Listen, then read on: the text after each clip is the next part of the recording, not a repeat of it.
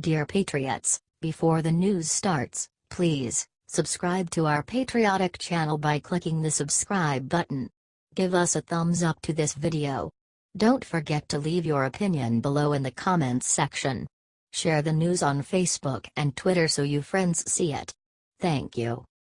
Trey Gowdy strikes fear in Hillary's heart, confirms worst nightmare is new reality. Trey Gowdy just got back in the game and it sure feels good. To see Trey hunting down the truth, past the Clintons' lies and obstruction, like he did in the Benghazi hearings, must strike fear in the heart of Hillary Clinton. She's probably more annoyed than terrified because the Clintons have been getting away with stuff no one else could for years.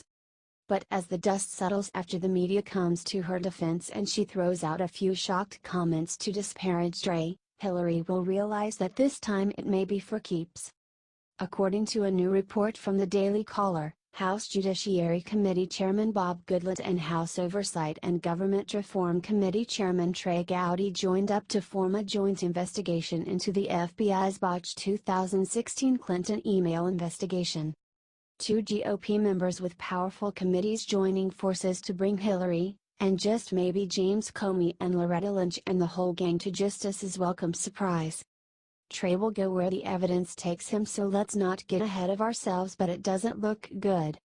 The Republican congressman said they must take this action as there are a host of outstanding questions regarding how the Department of Justice, DOJ, and FBI handled the Hillary case. Gowdy and Goodlatte released a joint statement that read, "Our justice system is represented by a blindfolded woman holding a set of scales. Those scales did not tip to the right or the left. They do not recognize wealth, power, or social status," Goodlatte and Gowdy said in a statement Tuesday. "The impartiality of our justice system is the bedrock of our republic, and our fellow citizens must have confidence in its objectivity, independence, and even-handedness. The law is the most equalizing force in this country. No entity or individual is exempt from oversight." The committees will review these decisions and others to better understand the reasoning behind how certain conclusions were drawn. Congress has a constitutional duty to preserve the integrity of our justice system by ensuring transparency and accountability of actions taken. Correct. And Hillary, you have the right to remain.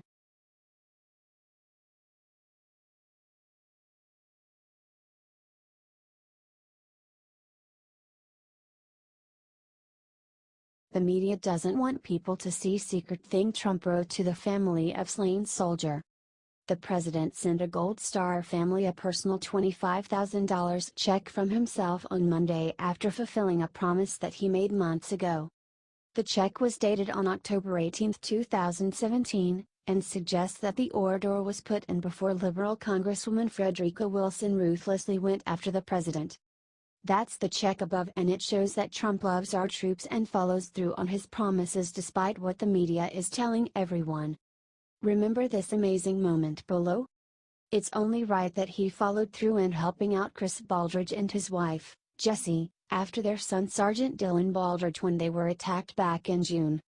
It wasn't until the Washington Post brought attention to the promise that White House officials busted their butts to get the check sent.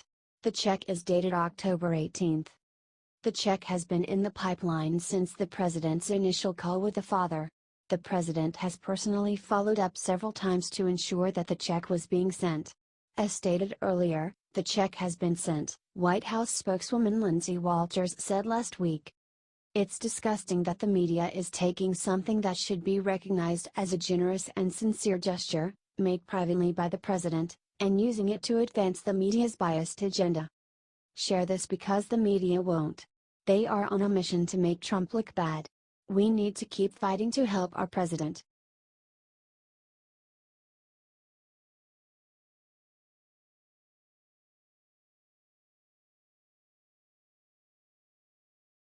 Sarah Sanders discovers easy way to humiliate Bob Corker and silence GOP establishment.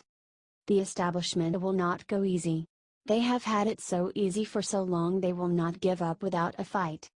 That is to be expected, but what makes it tragic is their track record is not good. Yet they cling to their failed ideas and actually want to double down on them. But America rejected 40 years of failure and graft and corruption and greed and elected Trump. Not because Trump promised new solutions, they all do that, but because Trump is not from the establishment we believed he would actually follow through on the new solutions. History will judge Trump, not Bob Corker or the rest of the establishment GOP lined up against him. Just as history will judge Bob Corker.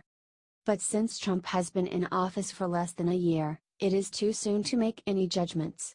But the GOP and Bob Corker and the Dems have clear records. And they are not good. Debt, war, wealth inequality, moving jobs overseas so they can skim off more profit through cheap labor, huge bureaucratic nightmares. The list is endless. But they all come down to one thing, an attack on the American dream so the few can benefit. They have done all they can to kill the golden goose, and because we are smart we said no more and elected, and we did just in time. So when Bob Corker went after Trump saying he should leave foreign policy and North Korea and tax reform to the professionals, Sarah could not keep quiet. She had no choice but to set the devastating record straight. And she did just that on Fox and Friends this morning. She looked into the camera and just took Bob Corker and the arrogant horse he rode in on apart, piece by piece. If Bob Corker is suggesting leaving it to the professionals and he's referring to himself, we've left it to him long enough. This is a president who wants to be aggressive, who wants to take big action, and if Senator Corker doesn't want to be part of that, I think that's sad for his constituents, but we're not going to let that get in the way of us moving forward. Correct. We have left it to the professional politicians for too long and they have made a mess of it. That is why we elected a non-professional politician like Trump. It is as if the establishment hasn't realized Hillary lost and this is all a bad dream for them. It's real, get used to it. Share if you agree.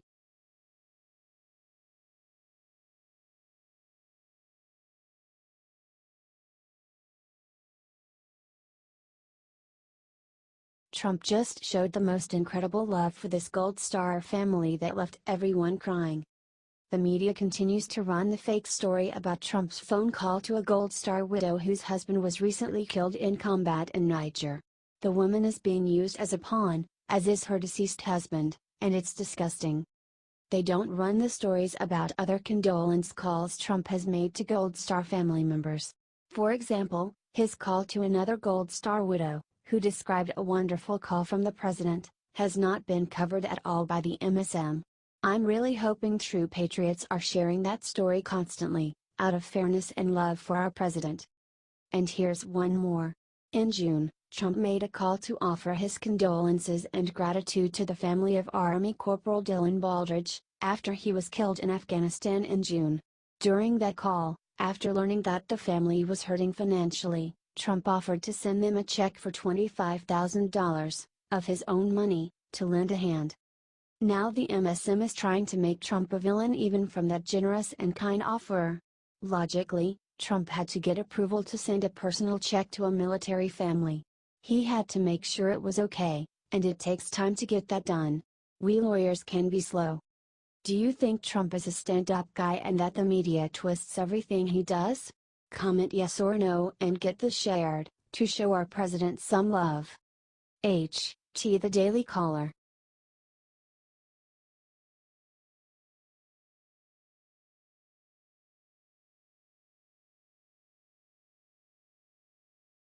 As Trump arrived for major GOP meeting, liberal protester sneaks up behind him and does unthinkable.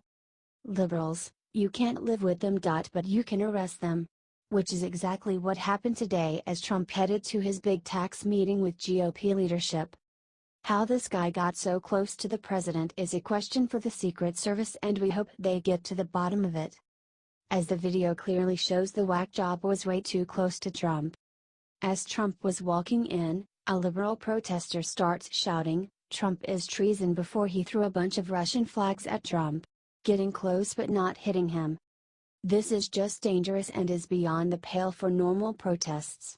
We allow protesters and we love free speech, but you ought not be able to throw things, even a flag, at the sitting President of the United States of America. It is dangerous. What if the guy was not a peaceful protester? The protester kept shouting, As he was dragged away by the cops, "Why are you talking about tax cuts when you should be talking about treason?" He was probably in the wrong meeting. Russian shady dealings are a Hillary and Bill Clinton thing, and they were probably up on the Hill somewhere.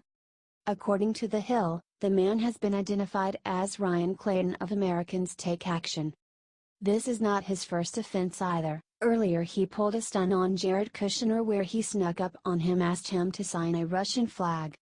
How does this guy get so close to key government officials?